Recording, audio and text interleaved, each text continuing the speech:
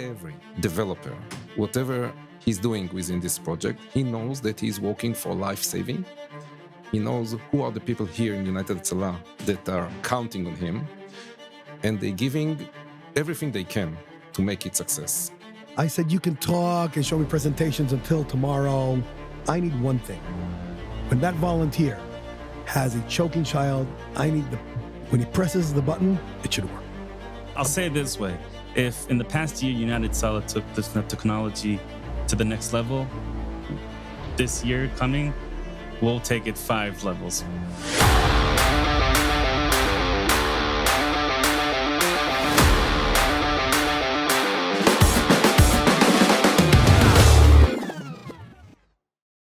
Hi, I'm Dovie Maisel, CEO of United Hatzalah Innovation, one of the founders of United Hatzalah, Israel's largest EMS volunteer organization. And I'm Elad Bachar, the head of the medical division.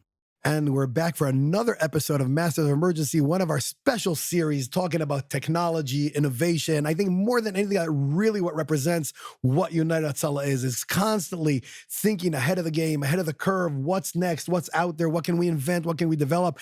And for that, we have 2 very, very special guests here on the show with us today.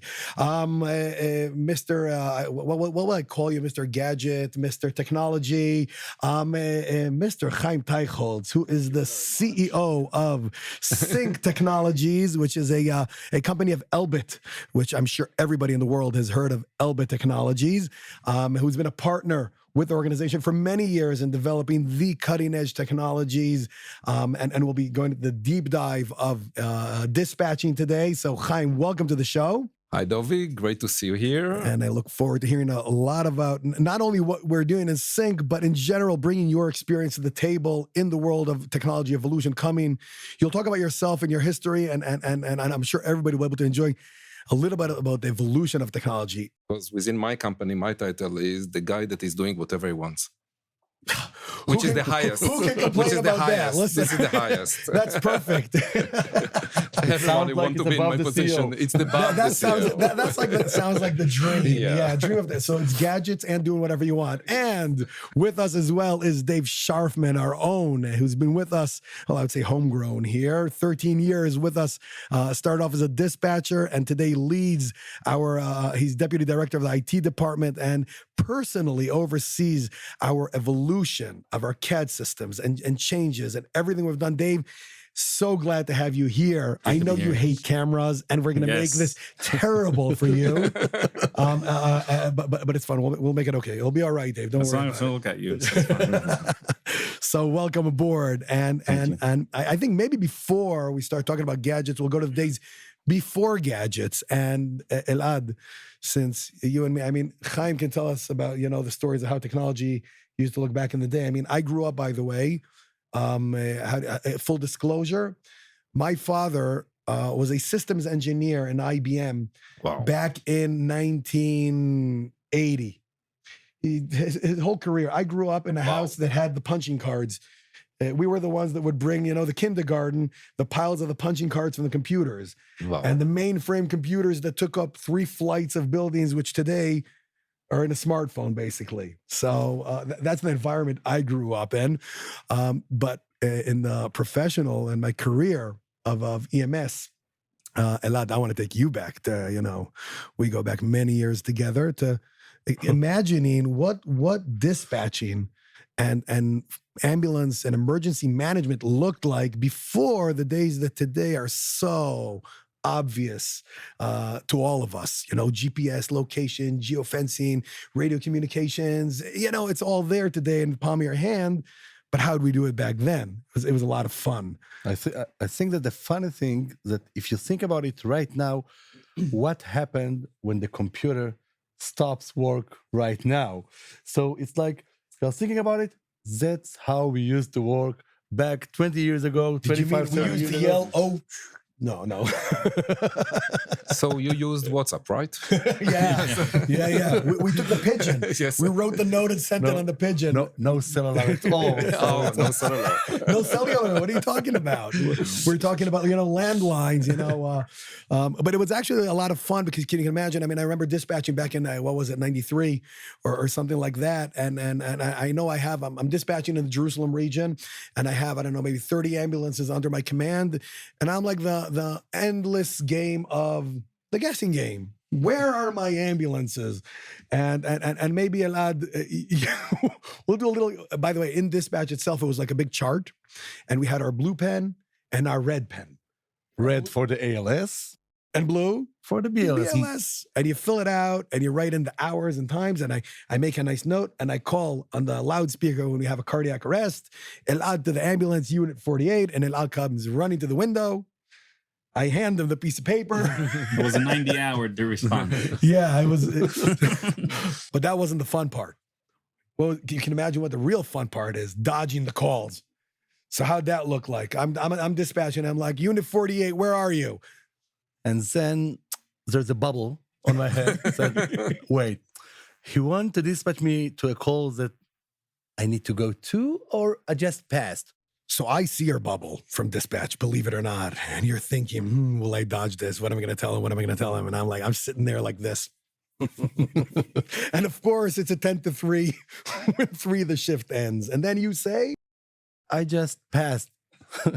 And I'm like, the perfect. Make the U-turn and your first right. You're on scene.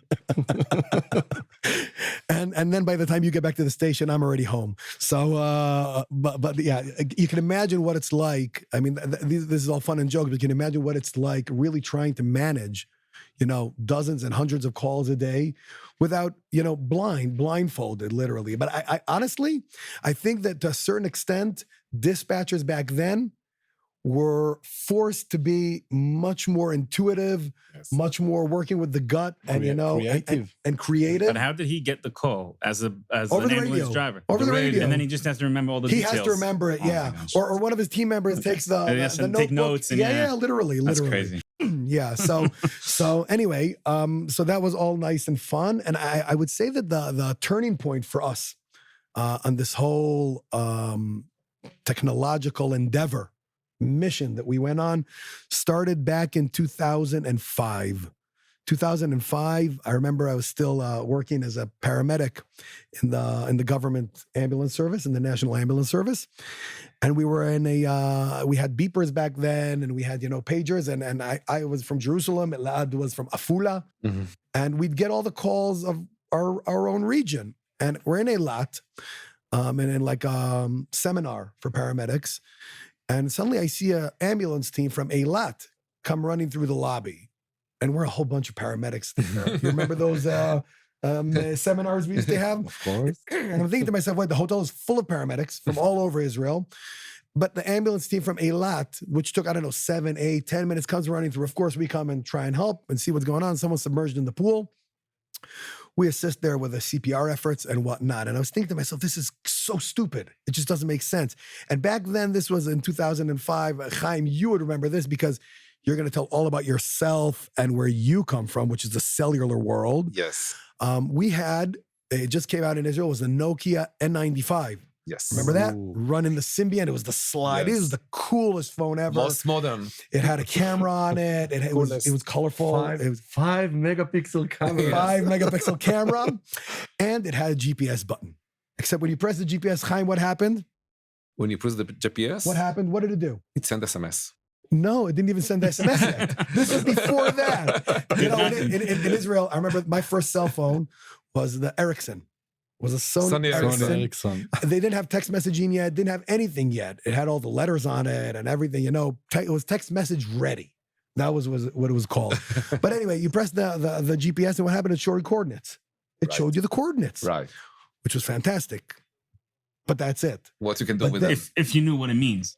Exactly. Yes. So what I was thinking of and what I thought about back then, I said, wait a second. If it has coordinates, it means it knows where we are. If we could create a system that can take these coordinates of me and Elad and everybody else who's there And when there's a call, connect that, find the nearby responders. Boom, it doesn't matter where Bingo. I'm from Afula, from Jerusalem, from Tel Aviv, I'm right next to the call. And I wrote a whole notebook of ideas, and I went, Chaim, you remember a company called Matrix? Yes. Which back then just opened their mobile division. And I remember the developers there, they opened up the mobile division to create games for the Nokia, for the Symbian system. Which is the killer app for everything, games. Yeah, exactly. With all the use them, by the way. respect to life-saving, games is more Yeah. important. Yes. So I brought them the book of ideas, and they said, you know what? And they came back 2 weeks later. It's doable. It'll only cost $1 million. So I go back to the CEO of the National Service, and he says, $1 million. What are you talking about? I'm like, this is tomorrow. This is the world. Imagine location-based activation. It just, and he threw me out of the room, basically. So I went to Ellie Beer, and I said, Ellie, we have to get $1 million. He says, you are flipping crazy. And I'm like, yes, we are, but we got to do this. And we did. We did, because effectively we started sending letters to all sorts of foundations, and one of the big foundations, the Moskowitz Foundation, came back and said, I love that. We love the idea of Israel innovation, life-saving. And they put down $1 million check. And Dave, you're looking at it and smiling, because this is how the Now Force system started off, based off of, and we had 9 months later, and you remember the evolution of that was we had it working on Symbian and Java for the Nextel, for the MIRS system. And it was working. It wasn't perfect. It wasn't, but it was, we started saving lives something to based start with. off a location. Chaim, this is, I think, a great opportunity to hand it over to you for a second. First of all, give us a little bit about yourself, because, you know, you're sitting here so patiently. No, actually, you're closing many gaps that I had in my, when I know you guys. So about us, actually, the story that you're telling, myself, I have a completely different background. The only common thing is the technology, but I'm actually coming from the mobile internet, which was just started in 2000. And we started a startup company and said one day people will use their, within the word smartphone will not exist then, but sometime people use their phones for something which is more than just making phone calls. Who would imagine? Yes. And it was really hard to raise any money for such kind of idea, because you couldn't explain what they're going to do with their phones. You know, you go from one VC to another VC and say people will do more things with their phone. And they say, what? And then that was, the killer app, what was basically started, what people can do with their phone. You know, today, okay, everything. But I was actually witnessing while doing that of the all mobile internet revolution, the smartphones, the iPhones, the mobile internet, the applications. And basically within 10 years, between 2000 and 2010, the world was basically changed. 180 degrees. 360 degrees. It moved from the desktop to your palm of your hand, basically. Yes, and even, now when I'm hearing what you're saying, I say there are things which are not changing, never changing. And one of them is the price. Because the 1 million, everything changed, but the 1 million is the same 1 million. And the personal computer is always $2,000, from beginning to now. I mean, and a smartphone, $1,000, same thing. Prices are the same. It's Yes. unbelievable. It's actually funny, because every startup comes with their deck. And what are they looking for? $1 million. $1 million. Yes. It's the magic number. So there are things which are not changing. But after we made some progress with the startup, and it was acquired by a large communication company. It was Lucent, which became Alcatel-Lucent, and now it's Nokia. And Small name like Nokia. Small name, yeah. And we saw the whole world is changing, how communication is changing the world. And, while doing that, huge companies, like, the Nokia phones disappeared, like the Blackberries, like many things which were really big back then. Came and went, yes.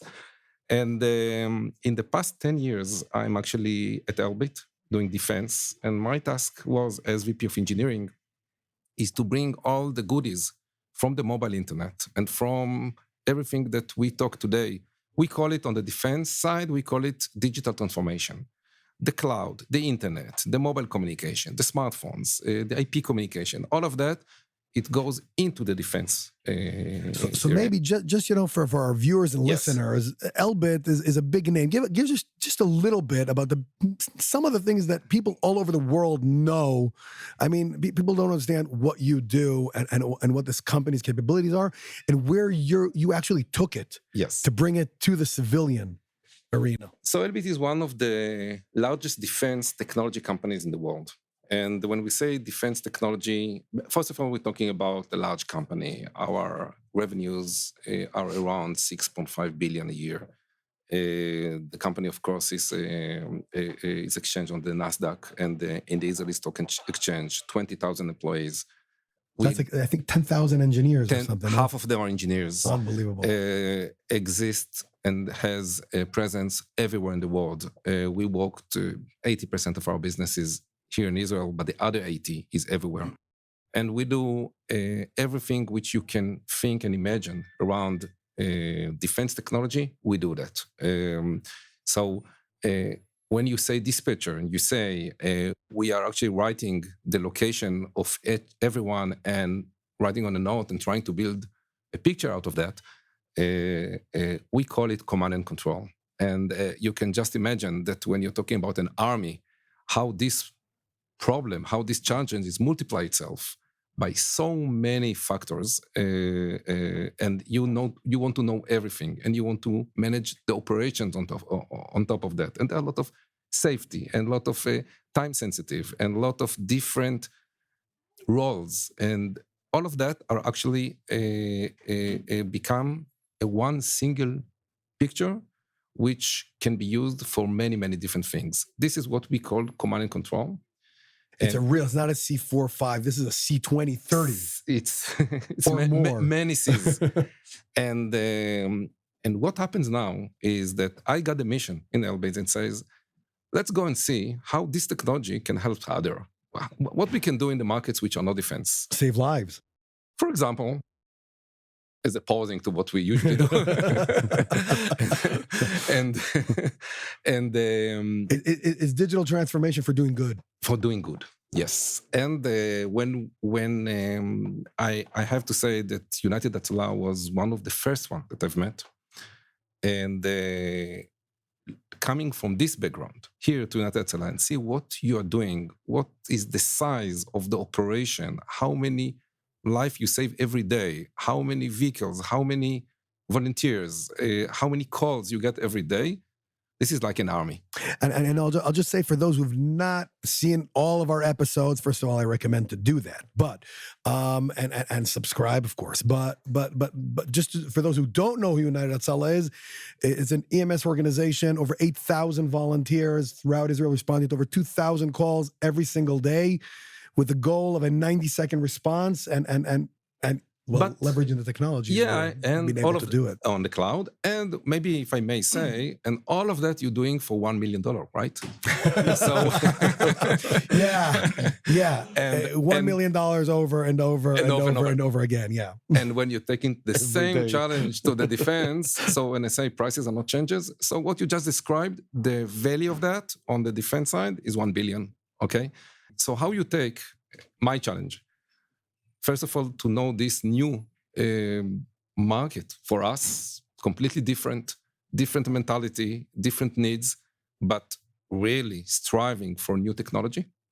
And how you take systems that you build to the value are, you invested billions of dollars in them, and bringing them to the scale of the millions, let's say, and doing that in a way that you can really use it in an organization that has your own operation, your own stuff, and that requires a huge change in the DNA, in the way we think at Elbit.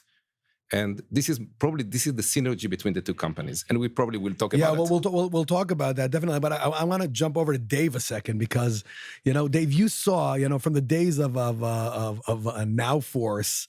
I mean, you started off here when we had just this tiny little dispatch, basically. Yeah.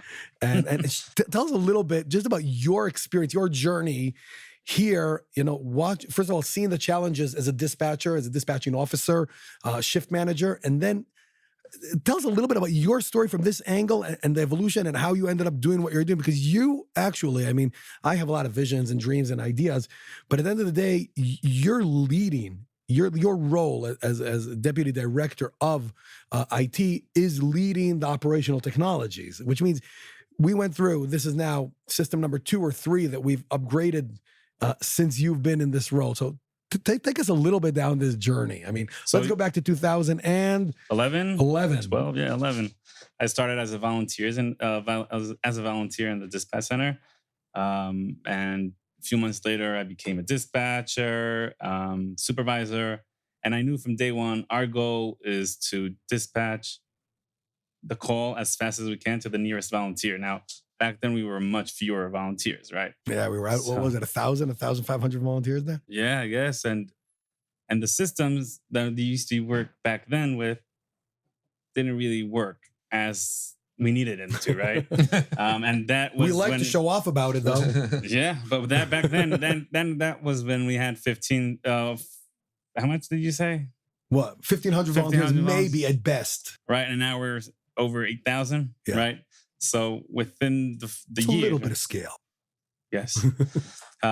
So I love technology, but I didn't start my journey in United Hatzalah because of the technology, right? I started because I wanted to become an EMT, and then as a dispatcher, and doing that, you fell in love with it. Yes, with that and with the technology that comes with it.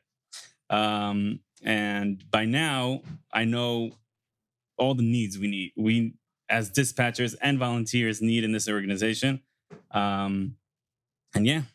You know, I remember, Dave, over the years is like, there's so many products on the market and solutions and whatnot, and none of them ever fit exactly what you need. And you know, to like narrow it down to the pinpoint of what the needs are. I think we'll circle back in a minute, back to where we are today with the Synch system, which is really the cutting edge, I think, leading technology, which will take over the market. There's no question about it. I'll say it this way. If in the past year, United Hatzalah took this technology to the next level, this year coming, we'll take it 5 levels. That's amazing. You know, I think this is a great opportunity for a shout out to a company that worked with us for 6 years, Logis, which is a CAD system company. A huge shout out to this company that worked with us and served for many years. An amazing system. And you know, I'll even shout out to Gil. Gil Glass, Gil Glass, amazing guy that devoted to life saving, and when we needed to eventually part ways, I think that it was done so mutually beautifully. Why? Because he understood how unique United Hatzalah is, and the needs that were not your typical off the shelf, you know, cookie cutter solution. It's funny that you say that, because every person that we work with, any company, right? I see them in day one, how they react to what we say or think or look at us like, what are you guys thinking? They think we're crazy. Yeah, and then I see them a few months, years later, like Chaim here, right? It's crazy. They like, everything switches, and then they feel it every single day that we work with them, and it just changes everything they think about us. It's a mission. Chaim, give me your perspective. You know, being, you know, leading a very serious company, you know, coming with your experience. I'll take it a second from the technological, bringing your experience with technology, but connecting to, I mean, you've had many clients over the years of all types from all over the world. Yeah. How different is it working with an organization that's driven by a mission like United Hatzalah? Yeah, that's really had huge impact on the way we work. Because, you know, there was always, when you develop, you have your engineers and your technology people, and they are sitting somewhere in their offices or at their home these days, and they do their development. And then there are many layers above till somebody see the customer and understand what the customer needs. And there's a whole process how you can take the customer needs and take them all the way to the technology you develop. Here it's different, because every developer, whatever he's doing within this project, he knows that he's working for life-saving. He knows who are the people here in United Hatzalah that are counting on him, and they're giving everything they can to make it success. It's 10 levels higher than what they did before. And they were wrong about us back in the day, and right? they were, because they thought you could do anything you want. Yeah.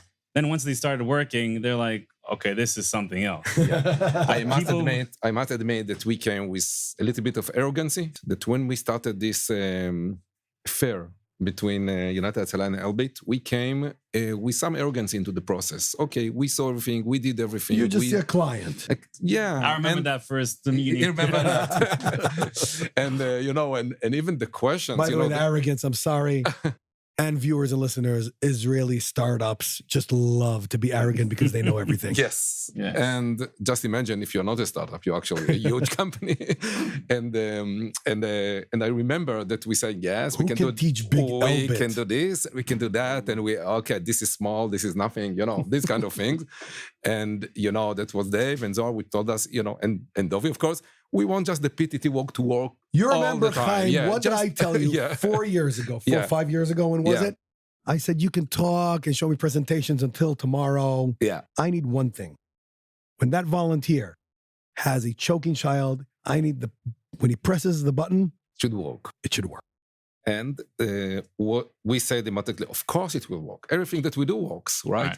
Like every other company that we went through, right? Of course. And we cannot count how many nights we spent here in your command room and in our offices, etc., to make it work really as you want it to be. And still are. And if I may, there is something which is called MIL standard, which is the best of the best. So there is one standard above, which is United Hatzalah standard. And today, how many PTT pushes there is? One day? Wow. No, a month. Many millions per month. Yes. Many millions per month. This is, today I bring the people. It becomes true. Imagine PTT presses. We're talking about millions. And just to a month. to give you a month, and just to give you some technology what's behind that. All of that is done from a server which installed on the cloud on AWS. All of that is done on standard mobile devices, on a standard civilian cellular network. So all of this huge communication between 8,000 people that, by the way, talking all the time. So Chaim, we've been talking. Yeah. I want, Dave, I know when building and characterizing the system, sat for a whole year basically with you guys, and you've been in development. Let's talk about the technology itself. Let's talk about what are the superpower capabilities that we have today that are really changing the world of EMS. So let me start by just saying that when we look at what kind of command and control system we want, we went through a lot of companies throughout the world. And I could say this is what we have is very unique. Okay. Even if you have a big company that has hundreds of ambulances, right, on site. So you have the system. If we're talking about only the map, let's say, right? So they have to see all the 100 ambulances they have, right? But they don't have to see them all at once because they have tens or whatever they have per shift, right? So you have to see that. Can you imagine 8,000 figures on the screen? We have 8,000 on screen 24/7. That's 8,000 units on call 24/7. I did not find one system that could show you 8,000 units live on map 24/7 and be able to move the map and see every volunteer where he is and dispatching him, all the rest of the things that the system does in the background. So what we have is unique. And if we talked about the PTT, the radio communications, the push to talk. Exactly. And we talk about 3 million per month, you won't find it anywhere else in the world. Unreal. We've challenged you guys. Yeah. So let's talk. So tell us a little bit, really, let's talk about the core. The core of what this does. When our mission is 90-second response to any emergency, choking child, car accident, cardiac arrest, how are we doing this with this technology? As you rightly described that, we started from just the communication, push to talk. I'm saying just the communication, but this is a huge challenge. And to make 8,000 people talking in a mission critical level, in large scale, this is a huge task. And this is how we started. And command and control was someone else. And we said, okay, let's do good communication. Just to do good communication, I'm just starting, right? So a huge server on the cloud,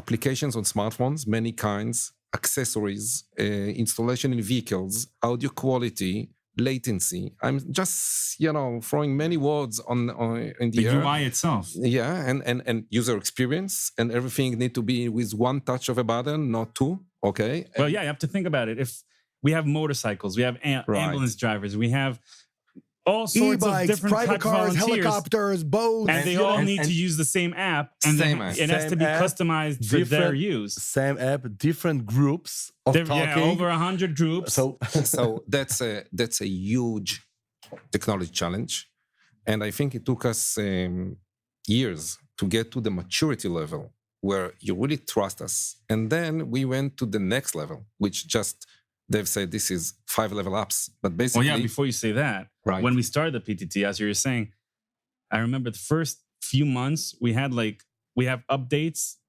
every other week. Yes. And then as it went and it was stabled more and more, we stopped that and we had every few months only. But at first we had to update the system every other week because there were more and more and more features we had. I'd like to challenge you, Haim, to present it maybe a little bit differently, because I don't want to get into the technical list, and I want the listeners to understand. They're now sitting in their car on the way to work. There's an emergency now. Yeah. A child now is not breathing on East 31st. Wonderful. What happens in the system now that really changes everything? Okay, so the event happening. Okay, so somebody logged the event. Maybe just say one word. This is the command and control. Okay, get an event, open event, and find who is going to handle that. Now, at that same fraction of a second, okay, then the system finds all the available people within this region, can be hundreds of people that the system interact with their phones. And who's a doctor, who's a paramedic, who's an EMT. What they do and where they are and are they free or not. And all of this information is retrieved from the phones of everyone and then analyzed, and then the decision is made. And then people are sent to their mission. And those messages that goes back and forth between maybe 400 people, maybe 1,000 people, sometimes everyone. Right. And we have many examples like that, like, the bigger events that happened, but just a simple event, a car accident. Well, everything that I describe is for every event. And how long did that whole process take? And all of this process takes only milliseconds. And this is before a human, which now is interfering this process and says, okay, what do we do here? Right, yeah. Can you add information? Let's talk with the guy. And actually, the platform, I think one of the coolest things about the Synch platform is really the integrative capabilities. Because I'll do another shout out here. We have to, to all of our partners on the way here is Carbine, for example. Right. Carbine Technologies that we've been using for years. You fully integrate it into the system. It becomes like a superpower system. Because technology will keep coming out and we'll keep upgrading. And I think our rule from the start was we got to think into the future, not think about replacing a system. Absolutely. It's a feeling like many evolution phases, not saying revolution. Maybe now we are in the revolution. Mm-hmm. The revolution stage is a lot also because of that new layer that we're putting in very soon. And that is our AI predictive models of knowing where and when the next calls are going to happen, changing our... We have a whole episode about it. We'll talk about that in a separate episode, but it's changing the world from a reactive paradigm to a proactive paradigm. You could call this episode United Hatzalah's Deepest Secrets. But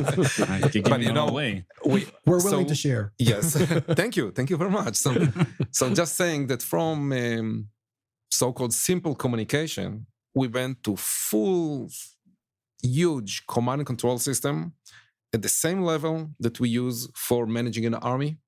And basically, we are talking on the same scale. So for me, it's very clear that you started from something that you started from scratch. Now, United Hatzalah, together with us, we are together in that. We are on the highest level of the command and control communication that exists in the world, everywhere. Wow. And this is a great starting point. And, you know, we're coming to the end of the episode. I mean, we can go on and I'm sure in future episodes we'll loop back and you know, present, you know, as the technology develops. But I think it really is an opportunity. First of all, just thank you. You're very welcome. For the partnership, for you know, for this many years of partnership and looking at how we don't know what the future beholds as far as technology, but we know where we're pushing. We know where we're pushing, and even looking at the predictive models and AI and all these. Oh my gosh! But do you remember how you started this episode? You'll probably go in a few years from now. You will start that. You remember in 2024 we were talking about just PTT, POC. Yeah, what is it? Exactly, because technology is just, you know, it's like because it's changing so fast. It is changing fast, and you know what? I think the cool thing about it is we're a bunch of crazy people, crazy for saving lives, and that's why we try to be ahead of the curve. And I think that really represents more than anything. But you know, I think it's important that all of our listeners understand this is not ours to keep.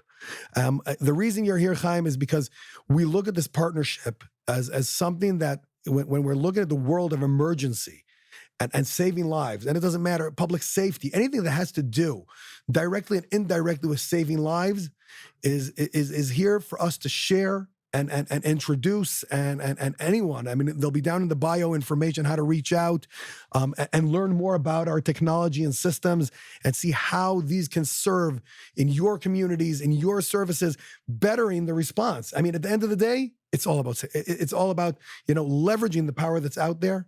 Nothing needs to be reinvented. It's just, you know, take what's there, absolutely, tweak it, make it better, and everyone. All you need is you have to have someone who knows what he wants and someone who knows how to do it. And it's that's the way it works. Well, we know what we want. They could do it. You can dream. You can dream. And he can make it happen. That's it. We are the walkers. My role was kind of blue color. Over the years, you remember, over the years, my role was to sit in the office saying my dreams and ideas. And Dave, every time I start talking, Dave goes, "Oh my gosh, a lot of work." He was just thinking about that. Yeah. But you know what? And then when the system goes into there, and just a while back, we transitioned and started, and suddenly you see this happen, and it's like magic. And when we look at the predictive models, it's like a baby born. It's like a baby born, yeah. And when we look at the predictive models, and suddenly you're seeing the prediction on the screen, and a second later you see the call come in right next to it, and we'll have a whole episode about it. It simply it takes me back to that feeling when I was a 14-year-old volunteer on the ambulance saving my first life. It's that same exact feeling, because you understand you're doing it on skill. Wow, I have chills saying this. Okay, we're coming to a wrap because we could really go on and on and on. Haim, thank you so much. You're very welcome. I look forward to our future developments and see where technology will take us in the future. Dave, you just keep doing the magic you're doing here and saving lives. Thank you. Over 700,000 of them every single year is because of you, Elad. I mean, you know, we're just the end users. Yes. No. You know how to put in the medical forms and monitor and actually, you know, Elad, I'll just say in one word is looking, you know, using technology to also study what we're doing and see the efficiency of what we're doing. You know, everything is KPIs, and that here our KPIs translate into life saving, and that Elad is your anyone role. say the AI now? Yes. we you know, AI will be going deeper and deeper. They say that AI will replace people. Some say AI will replace people. I believe those who say AI will replace people who don't know how to leverage AI. So I think we'll bring that to the wrap. And Haim, thank you so much. Dave, thank you. Elad, you know, you're my man for years. We'll continue going on together. If you found this episode interesting, subscribe, share. Come on, this is technology. This is fun. You know, we've had some heavy episodes over the past months. This is the future. This is fun. And so follow us on social media. And next time on Masters of Emergency, we'll be looking at innovation in vehicles. Imagine the Transformers. We'll talk about that on the next episode. Until then, remember, well, I'll change the ending this time a little bit. And I know I'll do another shout out. Mr. Yehuda. our producer. Jump into one of the cameras a second because it's our amazing producer, Yehuda Levy. Is his birthday today. So we're going to wish him a happy birthday. So I don't know which camera of them you'll choose, but over here, there you go, Yehuda. Happy birthday, man. And listen, this is the guy making this whole Masters of Emergency come true. Happy birthday, many happy returns, and we'll continue doing amazing stuff together. Until then, guys, take care, and we'll see you next time.